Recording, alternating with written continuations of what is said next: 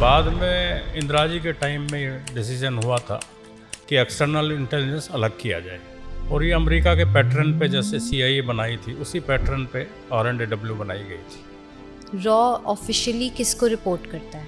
Prime minister Ravinder Singh था एक हमारा काफ़ी सीनियर ऑफिसर था, वो CIA का एजेंट हो गया था। क्या डिफरेंस है बाकी सिविल सर्विसेज में और बीइंग अ रॉ ऑफिसर में? हमारा काम करने का ढंग इन सब से बिल्कुल अलग है। तो जो बाकी ग्लोबल इंटेलिजेंस एजेंसीज हैं, CIA, MI6, मोसाद, तो रॉ का जो वर्ल्ड लेवल पे क्या स्टेटस है? उनसे किसी तरह भी हम कम नहीं हैं। ये 1962 वार का किस्सा है। 125 थे, तो जब आमने सामने लड़ाई शुरू हुई तो सिंग्राम ने 10 चाइनीज जो थे उनको सर से पकड़ के पत्थरों पे मार मार के 10 को मारा था। और लता जी ने एक गाना गाया था, मेरे वतन के लोग जरा आँख में भर लो पानी, जो शहीद हुए हैं तुम याद करो कुर्बानी।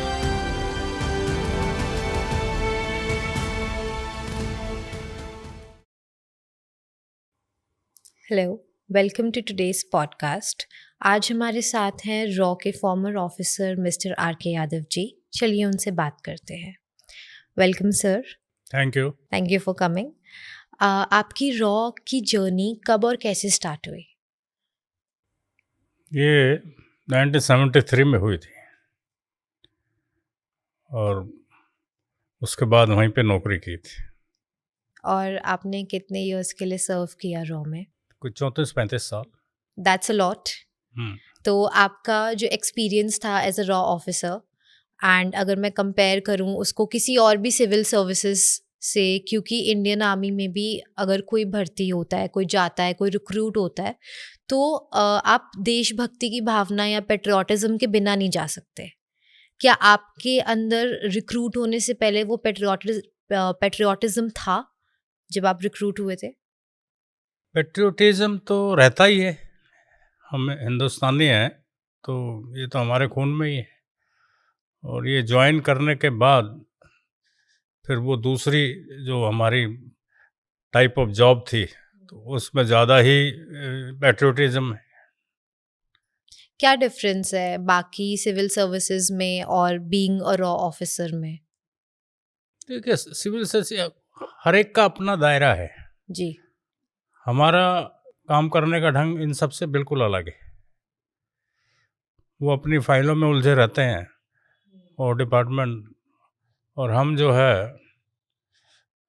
नई नई इनोवेशन करते हैं, सोचते हैं क्या करना चाहिए, किस तरह से।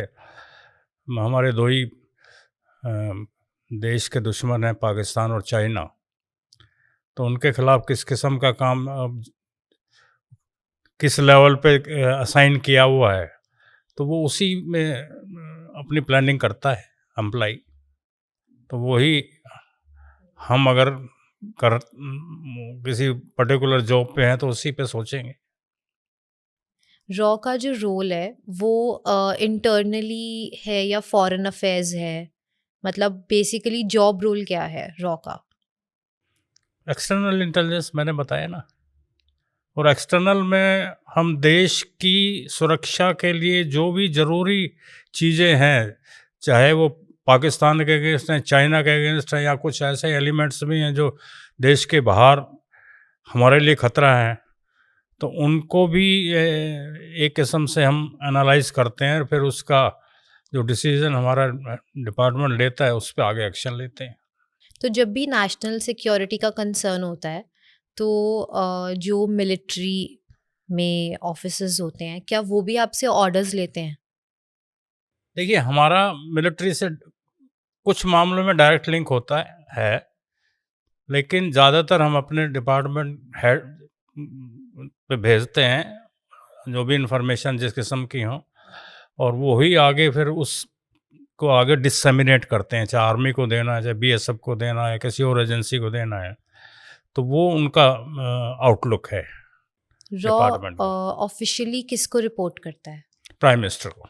जस्ट प्राइम मिनिस्टर, और कोई अथॉरिटी, कोई डिपार्टमेंट? यूजुअली प्राइम मिनिस्टर को है, लेकिन ज़रूर तो होम मिनिस्टर को भी कर देते हैं। कंसर्न एजेंसीज को भी डायरेक्ट भेज देते हैं रिपोर्ट अपनी। ओके। और रॉ से पहले कितनी इंटेलिजेंस एजेंसीज थी हमारे पास? मतलब रॉ को इस्टेब्लिश करने की नीड क्या हुई? पहले इंटेलिजेंस ब्यूरो करती थी दोनों काम, इंटरनल इंटेलिजेंस भी और एक्सटर्नल इंटेलिजेंस भी। ओके। बाद में इंदिरा जी के टाइम में ये डिसीजन हुआ था कि एक्सटर्नल इंटेलिजेंस अलग किया जाए, और ये अमेरिका के पैटर्न पे जैसे CIA बनाई थी उसी पैटर्न पे R&AW बनाई गई थी। तो जो बाकी ग्लोबल इंटेलिजेंस एजेंसीज हैं, CIA, MI6, मोसाद, उनके काफ़ी चर्चे और स्टोरीज आते हैं। तो रॉ का जो वर्ल्ड लेवल पे क्या स्टेटस है, अगर हम उनसे कंपेयर करें तो? उनसे किसी तरह भी हम कम नहीं हैं। अब हमारा काम करने का दायरा अलग है और उनका इजराइल का दूसरे किस्म का है।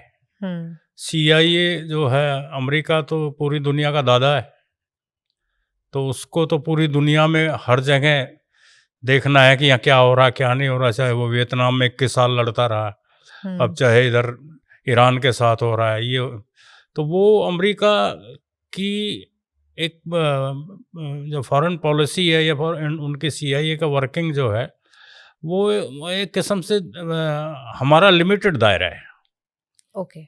उनका लिमिटेड नहीं है कंपैरेटिवली। मोसाद का अपना लिमिटेड है कि उसके आसपास जो कंट्रीज़ हैं उसके अगेंस्ट है, उनको इजराइल जो है कैसे हैंडल करेगा। और भाई ये है कि हमारी एजेंसी जो है ये सीधा रिपोर्ट प्राइम मिनिस्टर को करेगी, और जो अगर को डायरेक्शन मिलेंगी उसी तरह से काम करेंगे। तो अगर प्राइम मिनिस्टर का अप्रूवल नहीं आता किसी चीज़ के लिए, तो रॉ के ऑफिसर्स वेट करते हैं अप्रूवल के लिए या एक्शन ले सकते हैं? यूजुअली नहीं, लेकिन अगर देश हित में कोई बात एमरजेंट होगी तो एक्शन भी लेते हैं। तो आपको पूरी अथॉरिटी है एक्शन लेने की हाँ, इमरजेंसी केसेस में? इमरजेंसी केसेस होंगे तो कोई ऊपर अगर कोई मान लो मुझे फायर करने के लिए घूम रहा है तो मैं वहाँ से अप्रूवल Correct. थोड़ी लूँगा। वो तो बात सही है। हम्म। रॉ के जो वर्किंग पैटर्न्स हैं, वो बाकी सिविल सर्विसेज से या मिलिट्री से वो डिफरेंस क्या है? टोटली डिफरेंट है। हमारा तो काम जो है फाइलों का काम है, फील्ड एक्शन ज़्यादा है। फील्ड एजेंट्स और वो जो डेस्क एजेंट्स होते हैं, उनकी प्रोफाइल में क्या डिफरेंस होता है? उनकी प्रोफाइल में, जॉब प्रोफाइल में क्या डिफरेंस होता है? वो तो डिपेंड करता है इंडिविजुअल कैसा है। बट एक डेस्क एजेंट की मतलब कुछ रिस्पॉन्सिबिलिटीज या रोल्स होते हैं वो, और फील्ड एजेंट की जो रिस्पॉन्सिबिलिटी होती है देखिए, उसमें क्या फील्ड डिफरेंस से है? जो इन्फॉर्मेशन गैदर होती है वो डेस्क पे जाती है, ओके। और डेस्क उसको फिर एनालाइज करता है, हम्म। और डेस्क के बाद अब उस इशू से रिलेटेड और भी इंफॉर्मेशन होती हैं, फिर उसको पूरा एनालाइज करके सरकार को मतलब प्रधानमंत्री को भेजा जाता है, और वहाँ से जो फिर डायरेक्शन मिलेगी उसी बेस पे फिर एक्शन होता है। तो आप ये फील्ड एजेंट्स कहाँ ढूंढते हैं, मतलब कैसे बनाते हो? Special training? वो तो फील्ड में सब चीज़ें, कोई स्मगलर भी है तो उससे भी काम लिया जाता है। इन्फॉर्मेंट्स या सोर्सेज? सब स्मगलर भी है, कोई पॉलिटिकल आदमी भी है, उससे भी काम लिया जाता है। कोई लिमिट नहीं है? हाँ, जिस तरह का काम हो फिर उस तरह का आदमी ढूंढा जाता है, और फिर उससे जिस लालच से वो काम करने के लिए तैयार हो जाए वही उसी तरह से उससे काम कराया जाता है। तो फील्ड एजेंट्स के लिए रिस्क भी तो कितना है? रिस्क कितना हाई है फील्ड एजेंट्स की लाइफ में? फील्ड एजेंट्स तो हम एजेंट नहीं है, हम फील्ड में जाएंगे तो वहाँ भी ऑफिसर हैं, हम एजेंट हम बनाते हैं और वही आगे हमारे लिए काम करते हैं। तो ये ही हमारे ज़्यादातर हमें एजेंट कहा जाता है, तो गलत धारणा है। हम एजेंट हम बना के उनसे काम लेते हैं, हम यहाँ के ऑफिसर हैं। तो ऑफिसर्स का जो रिक्रूटमेंट प्रोसेस होता है वो कैसे होता है? पहले तो, अब तो यूपीएससी से होता है। ओके। पहले यूपीएससी से नहीं हुआ करता था, इंटरनली एप्लीकेशंस वगैरह मंगाया करते थे, और अपने जान पहचान वालों की ही, और फिर उसके बेस पे ऑल इंडिया एग्ज़ाम हुआ करते थे। इंटरव्यू अलग हुआ करते थे, इंटरव्यू डिफ़िकल्ट होते थे, काफ़ी टफ इंटरव्यू है यहाँ का। सबसे टफ है, हम बाकी सिविल सर्विसेज से सबसे डिफरेंट है, ज़्यादा डिफरेंट और सबसे ज़्यादा टफ है टफ रॉ है का। क्योंकि यहाँ पे कई तरह के साइकोलॉजिस्ट बैठते हैं इसमें। ओके, हुँ। कितने लेवल्स ऑफ मतलब उनके इंटरव्यूज होते हैं या एग्जाम्स होते हैं रिक्रूट होने से पहले? नहीं, रिक्रूटमेंट से पहले काफ़ी मतलब वो इंटरव्यू होता है, उसमें हर तरह का बैठता है, साइकोलॉजिस्ट भी बैठते हैं और दूसरे तरह के सिविल ऑफिसर्स भी बैठते हैं, तो वो उस बेस बेस पे जज करते हैं कि ये यहाँ के लिए ठीक है या नहीं है, क्योंकि वहाँ से आदमी की स्ट्रेंथ और वीकनेस सब इंटरव्यू में पता चल जाती हैं।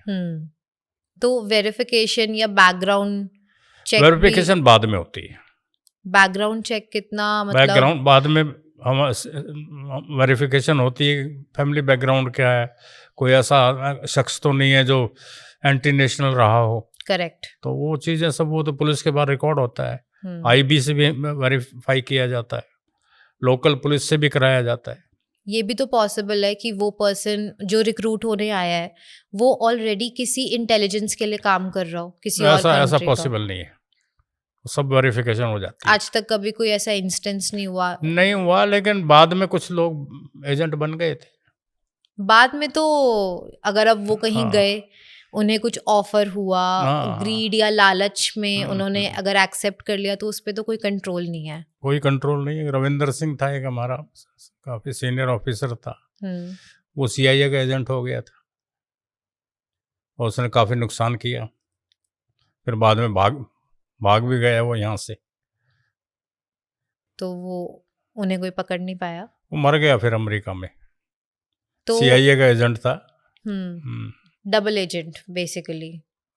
नहीं, सीआईए के लिए काम करता था तो हमारा ऑफिसर, और आपके अमृतसर में भी वो बड़ा इंटेलिजेंट था, वैसे काम भी खूब किया करता था, लेकिन बाद में कुछ हालात ऐसे हो गए कि वो सीआईए के लिए काम करने लगा। तो ये जो एजेंट्स होते हैं ये फेक नेम्स या फेक आइडेंटिटीज के अंडर काम करते हैं? एजेंट यस, या ऑफिसर? बोथ। एजेंट तो का काम दूसरा होता है, वो किसी तरह भी काम करें, वो हम तो उनसे काम लेते हैं, आगे जाके वो फेक काम करें कैसे, लेकिन हमारा यूजुअली जो है पहले नाम बदल दिया करते थे। हम भी जैसे बाहर पोस्टिंग होती थी हमारे ऑफिसर्स की, लेकिन बाद में फिर क्या हुआ कि अब जैसे कि कोई उसका एब्रीवेशन के बेस पे उसका नाम रख देते थे। ओके। लेकिन वो जब वापस आता था उसकी पेंशन वेंशन इन चीज़ों में बड़ी दिक्कत आती है, ये नाम डिफरेंट है, ये डिफरेंट है, जो सिविल अथॉरिटीज़ में डॉक्यूमेंट होते हैं तो वो प्रॉब्लम आया करती थी, फिर उसको सुलझाने में काफ़ी मशक्क़त होती थी। तो अब यूजुअली नाम नहीं बदला जाता, अब सेम नाम से जाते हैं। सेम नाम से जाते हैं। तो जो ऑफिसर्स मतलब अगर आप गए किसी और कंट्री के अंदर तो आपको पूरी इम्यूनिटी होती है गवर्नमेंट की तरफ से? इम्यूनिटी किस सेंस में? मतलब आप एज क्या बन के जाते हो? अगर आप कहीं किसी और फॉरेन कंट्री में जा रहे हो, रिपोर्ट करने जा रहे हो या इंफॉर्मेशन गैदर करने जा रहे हो, तो आप पोस्ट यूजुअली जो है वहाँ के एम्बेसी में ही होती है, और एम्बेसी में बैठ के फिर अपना काम जो करना है वो उन्होंने करना ही है इधर उधर से। लेकिन वो होते हैं एमईए के ऑफिसर, एमईए के ऑफिसर ही कहलाते हैं। मतलब आप बन के एम्बेसी आरएनडब्ल्यू के नहीं कहलाते, एमईए के कहलाते हैं वहाँ। और फिर वो जो इन्फॉर्मेशन गैदर करते हैं उसका एमईए के किसी ऑफिसर से लिंक नहीं होता, वो डायरेक्ट फिर दिल्ली भेजते हैं। तो आप कभी भी आरएनडब्ल्यू ऑफिसर बन के कहीं नहीं जाते? कोई भी ऑफिसर फॉरेन में कहीं नहीं जा सकता? नहीं, जाते नहीं है, जाते हैं लेकिन एज आरएनडब्ल्यू ऑफिसर नहीं जाते, एज एमईए ऑफिसर जाते हैं। ओके। जैसे हमने मूवीज में बहुत देखा है कि उनकी आइडेंटिटी बदल देते हैं, पासपोर्ट बदल देते हैं, वैसे कपड़े वैसी लैंग्वेज ट्रेन किया जाता है, तो इज इट ट्रू? ये फिक्शन है, ऐसा कुछ नहीं होता रियल लाइफ में? नहीं है। फिक्शन है कि वो लिया और फायर किया, मार दिया, ये कर दिया, वो कपड़े बदले, वो जो, तो ये तो फिल्म को चलाने के लिए ये मसाला डाला जाता है, ये रियल लाइफ में ये नहीं है। और अगर कोई ऑफिसर इंफॉर्मेशन गैदर करता हुआ या स्पाई करता हुआ किसी कंट्री में फॉर एग्जांपल पकड़ा जाए, तो उसके बाद क्या होता है? वो इम्यून है, उसको वो पकड़ के वो कंट्री जेनेवा कन्वेंशन के हिसाब से जो एक्सटर्नल अफेयर एम्बेसी में स्टाफ पोस्टेड होता है, उस पर वो कंट्री एक्शन नहीं ले सकती। एट दी मोस्ट क्या है, उसको एक्सपेल कर देंगे। आप ज़्यादातर अखबार में पढ़ते होंगे कि पाकिस्तान के 2 डिप्लोमेट एक्सपेल कर दिए गए, तो वो यहाँ कुछ ऐसी हरकत में अगर पाए गए तो उनको सरकार फिर एक्सपेल कर देती, फिर वो रिटेलिएट करते हैं, वो भी हमारों को कर देते हैं। ओके। तो ये चलता है यूजुअली, इंडिया पाकिस्तान में चलता है और कंट्रीज में ऐसा नहीं है। तो गवर्नमेंट कैसे रिएक्ट करती है ऐसी सिचुएशंस में? गवर्नमेंट तो हमारी रिकमेंडेशन पे करेगी, जो हमारा डिपार्टमेंट लिखेगा, हेड लिखेगा, उसी पे। और फीमेल एजेंट्स भी रिक्रूट करती है रो? Women yes. यूजुअली नहीं, लेकिन हाँ हमारे यहाँ की ऑफिसर हैं, उसमें लेडीज़ रही हैं काफ़ी, और काफ़ी कैपेबल रही हैं, तो वो डेस्क पे अपना काम करती हैं। ठीक, मतलब कोई बंदिश नहीं है ना?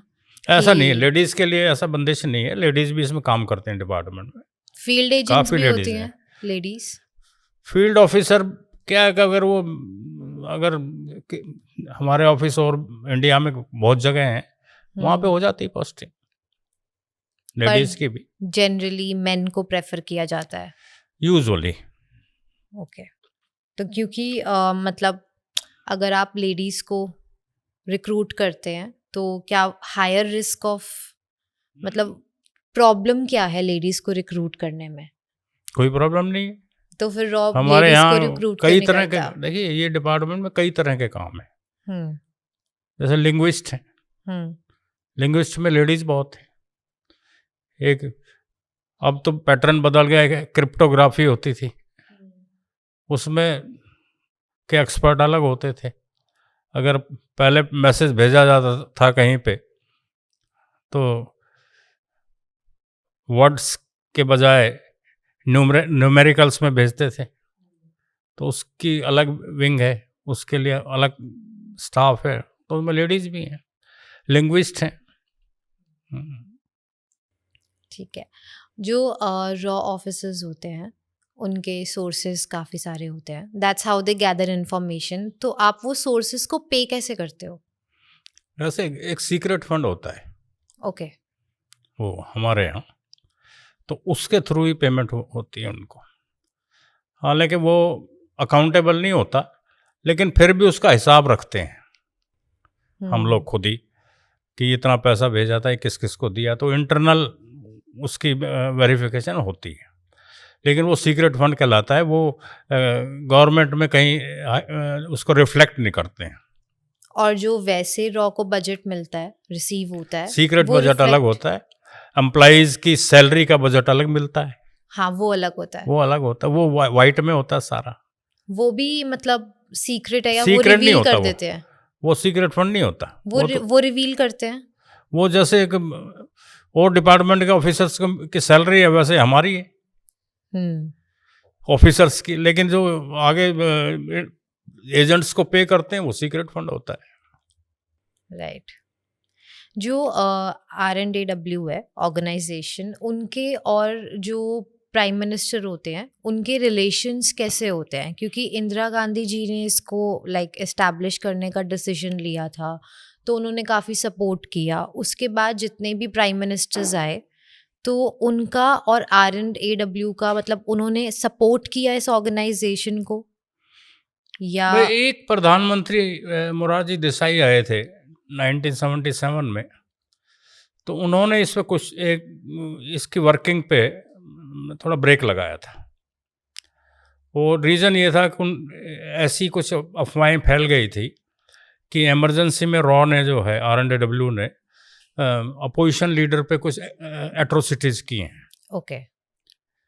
तो उस जब मोरारजी देसाई पीएम बने तो उन्होंने जो उस वक्त रॉ के चीफ थे आरएन काओ, उनको बुलाया।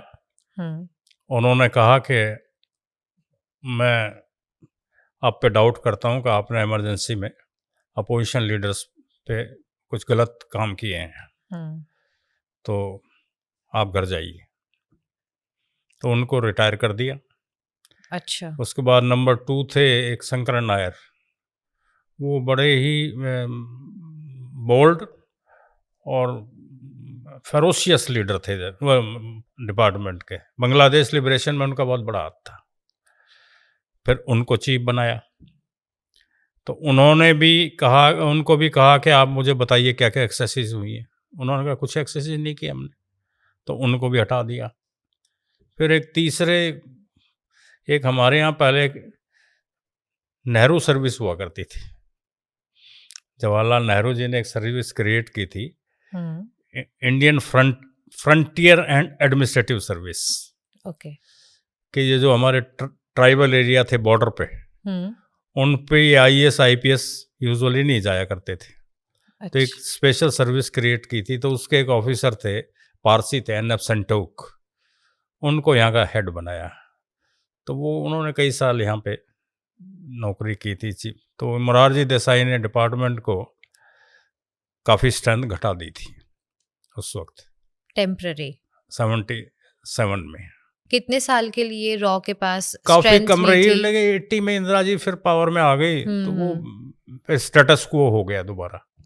तो स्ट्रेंथ हटाने से कोई कॉन्सिक्वेंस था? कोई इंडिया को कुछ ऐसा कुछ फेस करना पड़ा जब R&AW की स्ट्रेंथ ले ली गई? किसको? इंडिया को? यस। हाँ, कुछ हुआ काफ़ी। जैसे बाहर हमारे कुछ ऑपरेशन चल रहे थे, तो वो बंद हो गए। ओके। जैसे मोरारजी देसाई का कुछ पाकिस्तान प्रेम ज़्यादा था। वो जियाउल हक वहाँ का प्रेसिडेंट था, वो इनकी चमचागिरी किया करता था। तो इन्होंने उस वक्त वहाँ के पाकिस्तान के कई ऑपरेशन बंद करा दिए थे।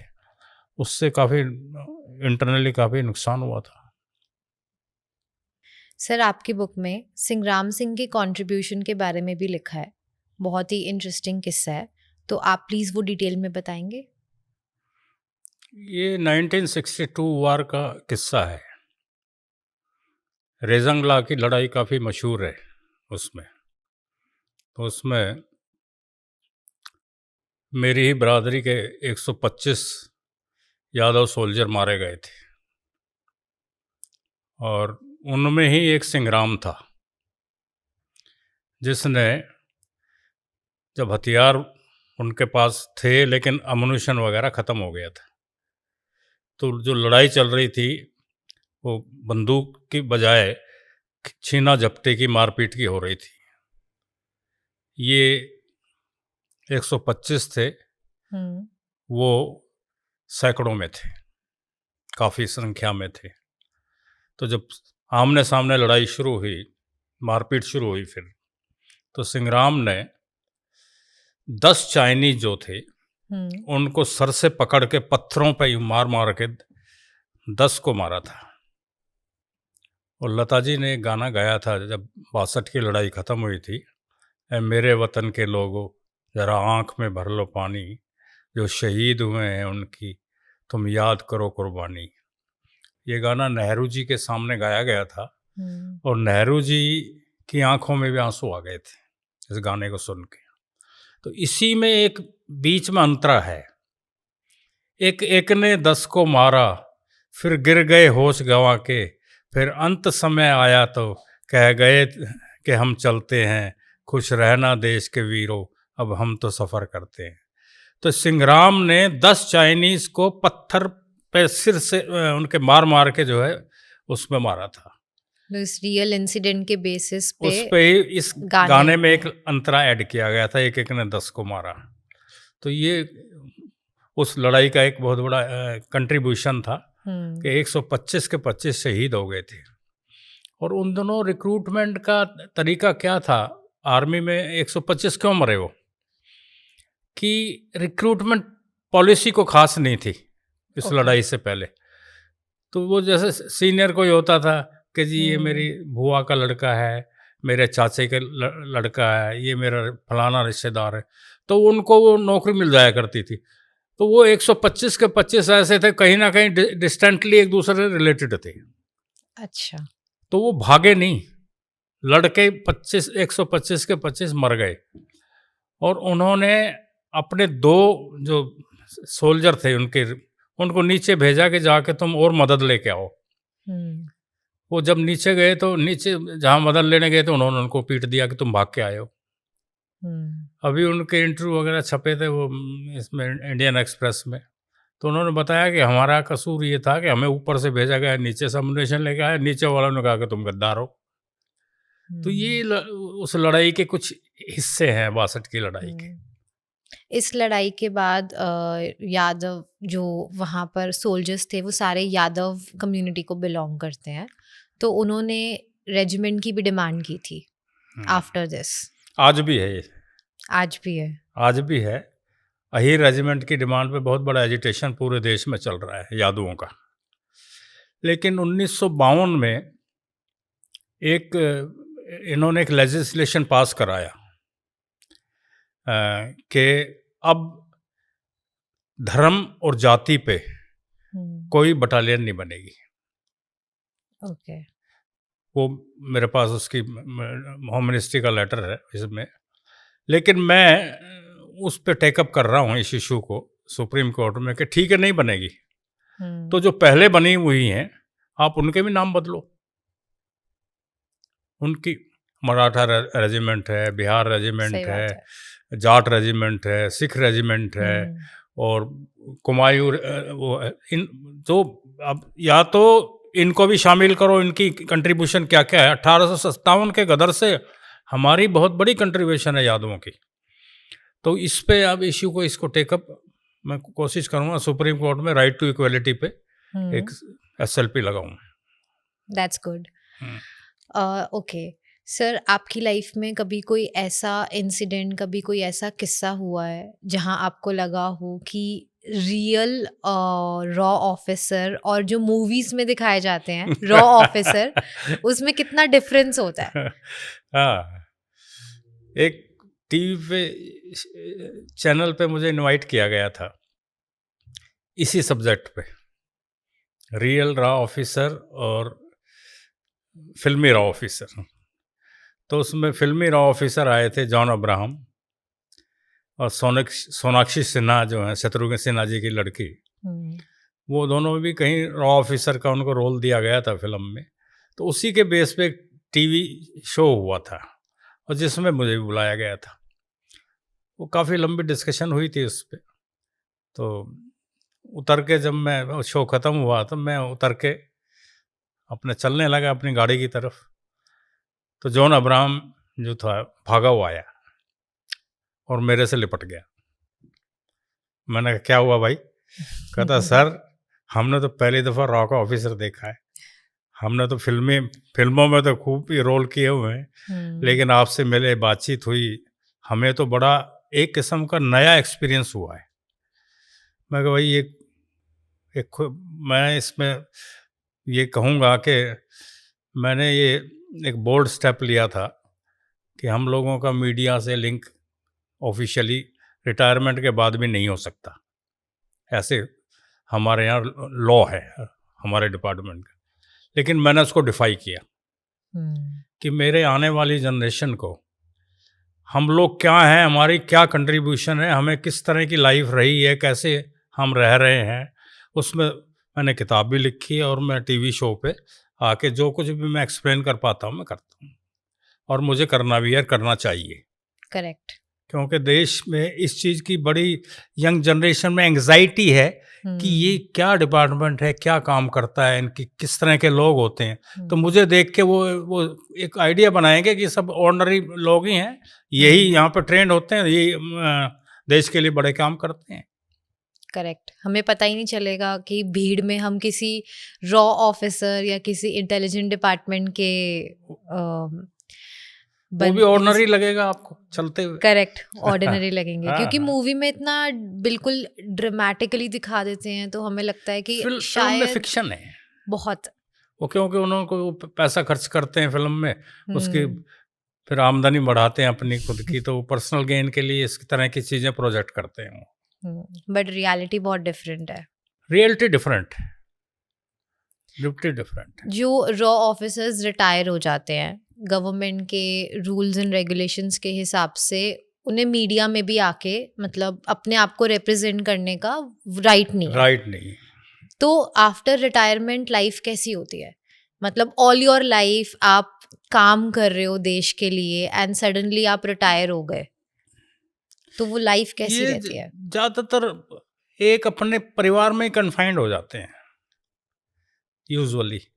एक हैबिट बन जाती है कि जो आदमी 35-40 साल चुपचाप एक जगह सबसे छुपता रहा है, फिर बाद में भी छुपता ही रहता है वो, हम्म, सब चीज़ों को अपने अंदर ही रखता है। एक दफ़ा मैंने हमारे रॉ के जो फाउंडर थे आर एन काव साहब, उनसे मेरे अच्छे संबंध थे, ओके, तो मैं उनके पास गया, बातचीत इधर उधर की होती रही, आखिरी में कहा जी मैं आप पे किताब लिखना चाहता हूँ, तो आप मुझे, आपके पास तो बहुत सीक्रेट्स हैं, तो मैं उन पे बेस पे किताब लिखूँगा। तो उन्होंने कहा यादव साहब मैं वो सीक्रेट्स बताऊँगा नहीं। मैंने कहा क्यों? कहा नहीं ये हमारी ये हैबिट हो गई है। मैं कहा फिर उनका क्या करें? क्या I will die with all the secrets. मैं कहा आप गलत करेंगे, आप कुछ करो। तो उन्होंने मेरे कहने के बाद अपने मेमोयर्स लिखे हैं, और मेमोयर्स उन्होंने नेहरू म्यूज़ियम एंड लाइब्रेरी में 3 मूर्ति भवन में रखे हुए हैं। लेकिन उसमें एक कंडीशन लगा दी उन्होंने कि 25 साल तक ये ओपन नहीं होंगे। क्यों? लगा गए वो कि मेरे सामने नहीं होंगे। वो 2002 में उन्होंने लिखे थे, तो वो अभी रखे हुए हैं, तो 2027 में वो ओपन होंगे। तो बहुत चीज़ें मिलेंगी, जैसे सिक्किम का मर्जर क्या, मैंने लिखा है सिक्किम का मर्जर अपनी किताब में कैसे हुआ, बांग्लादेश वॉर पे मैंने सब कुछ लिखा है। हालांकि वो ज़्यादातर उनके से नहीं पता चली, तो और कुछ ऑफिसर थे उनसे पूछा, थोड़े थोड़ा किसी ने कुछ बताया, किसी ने कुछ बताया, उसके बेस पे ये किताब लिखी गई। तो बट इस पे जब से देश आज़ाद हुआ तब से, और जब तक ये किताब पब्लिश हुई जिस डेट को, उस पे हमारी इंटेलिजेंस का क्या कंट्रीब्यूशन है वो इसमें लिखा हुआ है। ये कंट्रीब्यूशन के बारे में तो पता भी होना चाहिए। बिल्कुल होना चाहिए। अब CIA ने अपने सारे जो डॉक्यूमेंट्स हैं ज़्यादातर ओपन कर दिए हैं, अमेरिका के CIA ने, और ओपन पब्लिक के अंदर वो अवेलेबल है। तो ये क्यों छिपाए बैठे हैं मेरे समझ में नहीं आ रहा है। 71 की लड़ाई के भी इन्होंने अभी ओपन नहीं किए हैं, 65 के भी नहीं किए, 62 के भी नहीं किए हैं। तो ये इनको कर देने चाहिए। इनको क्या करोगे? वो कलकत्ता में कहीं रखे हुए हैं किसी उसमें, हमारे गवर्नमेंट डिपार्टमेंट में, हमारा IB के ही ऑफिस में रखे हुए हैं। तो उनको रखने से अब मैं समझता नहीं कोई वो उनके उनमें कुछ कीड़े मकोड़े लग गए होंगे, लग जाएंगे, अल्टीमेटली खराब हो जाएंगे। तो इनको ओपन करने चाहिए, पब्लिक को पता होना चाहिए। होना चाहिए। आप आज की जनरेशन को पता होना चाहिए क्या सीक्रेसी रह गई है 62 की लड़ाई की, 65 की, 71 की लड़ाई को 71 की लड़ाई को 55 साल हो गए। तो क्या रखा उसमें? अब इनको ओपन कर देने चाहिए, पब्लिक को एक्सेस देना चाहिए, उन्हें पता लगे। आने वाली जनरेशन यंगस्टर को पता होना चाहिए। ये जो अनसंग हीरोज हैं, ये तो अब टाइम के साथ साथ खोते ही जा रहे हैं। फिर ना हमारे करिकुलम में मैंने है। संग्राम का नाम बता दिया। करम सिंह का बहुत बड़ा कंट्रीब्यूशन है जी। करम सिंह एक IB के ऑफिसर थे, सिख थे वो। उन्होंने देश आज़ादी के बाद वो लद्दाख में पोस्टेड थे, तो जब गर्मी का समय होता था तो वो ऊपर चले जाते थे तिब्बत साइड में, इधर उधर, क्योंकि मकमोहन लाइन जो है वो इंडिया और चाइना की एक इमेजिनरी डिवाइडिंग लाइन है जो अंग्रेज़ों ने क्रिएट की थी। ओके।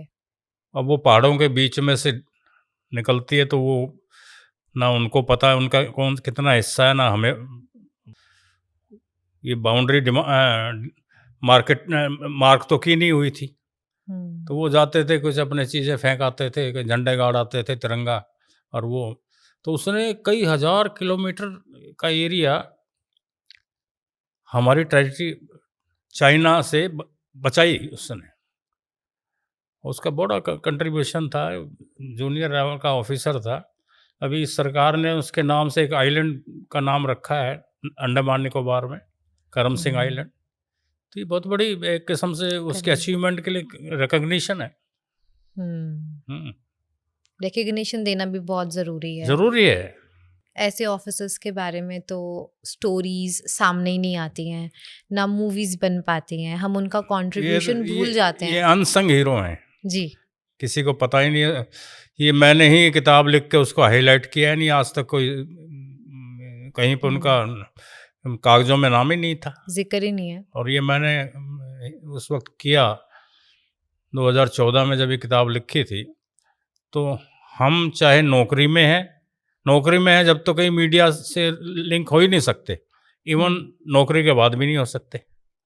तो जब मैंने एक किताब लिखी थी जिसमें हाईलाइट की थी सब चीज़ें जो मैं आपको बता रहा हूँ, तो मुझे लग रहा था कि ये ऑफिशियल सीक्रेट एक्ट में मेरे पे एक्शन लेंगे और शायद मुझे अरेस्ट वगैरह करके कुछ, लेकिन ह्यूमन बॉम्ब से कोई नहीं लिपटता, जो लिपटेगा वो भी उड़ जाएगा। तो मैंने रिस्क लिया था ये इसलिए कि मेरे देश की आने वाली जनरेशन को इस एजेंसी की क्या कंट्रीब्यूशन देश के लिए है, वो जितना मैं हाईलाइट कर सकता था वो मैंने किया इसमें।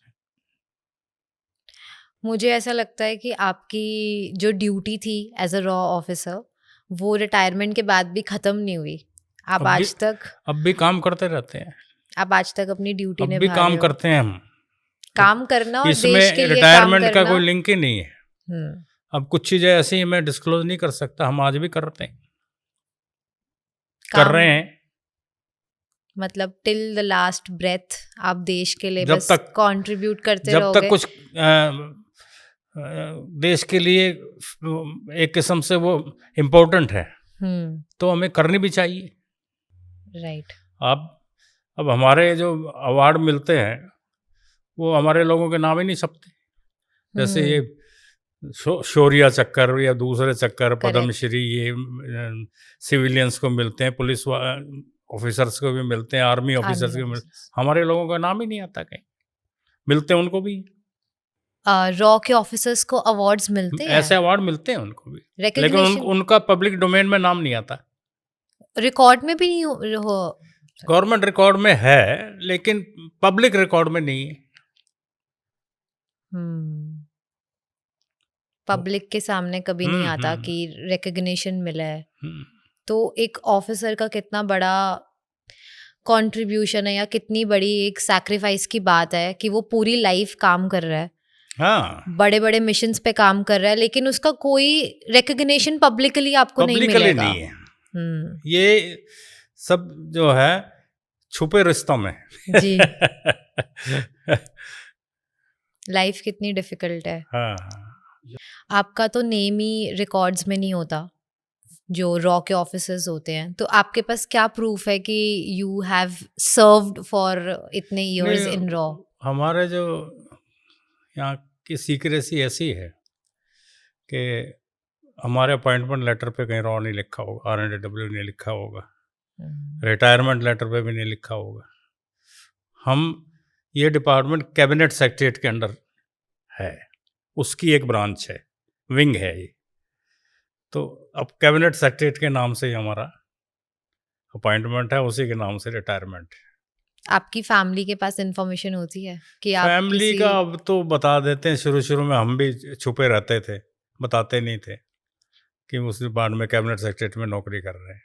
आपने कितने साल तक अपनी फैमिली से छुपाया है कि आप रॉ के लिए काम कर रहे हो? वो जब काफ़ी समय तक रहा, लेकिन जब वो जोधपुर चले, मेरी पोस्टिंग हो गई थी, वहाँ सबको पता ही था, फैमिली को पता चल गया, वहाँ थोड़ी ओपननेस आ जाती है।